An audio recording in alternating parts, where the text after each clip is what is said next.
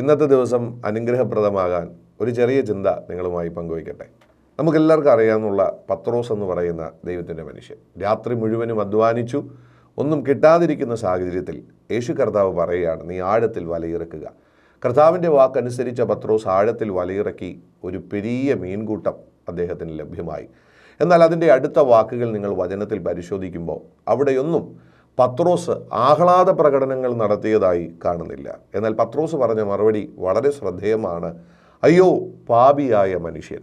ആ സന്ദേശം എന്താണെന്ന് ചോദിച്ചാൽ ദൈവമക്കളോടും എന്നോടും ആ വചനം തരുന്ന വലിയൊരു സന്ദേശം, പത്രോസിന് ലഭ്യമായ അത്ഭുതത്തെക്കാട്ടും പത്രോസിന് വലുതാണ് അത്ഭുതം ചെയ്ത ദൈവത്തെ. ഒരിക്കൽ കൂടി ഞാൻ ആവർത്തിക്കട്ടെ ആ വാക്ക്, പത്രോസിന് ലഭ്യമായ അത്ഭുതത്തെക്കാട്ടും വലുതാണ് അത്ഭുതം ചെയ്ത ദൈവത്തെ. പ്രിയരെ, നമുക്കും അങ്ങനെയുള്ള രീതികളിലോട്ട് പ്രവേശിക്കാം.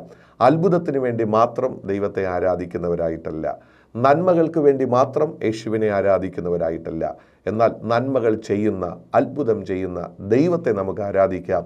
അത്ഭുതത്തെക്കാട്ടും നന്മകളെക്കാട്ടും വലിയവനായ ദൈവത്തെ നമുക്ക് സ്തുതിക്കാം. ഈ സന്ദേശം നിങ്ങളെ ബലപ്പെടുത്തട്ടെ. ആമേൻ, ആമേൻ.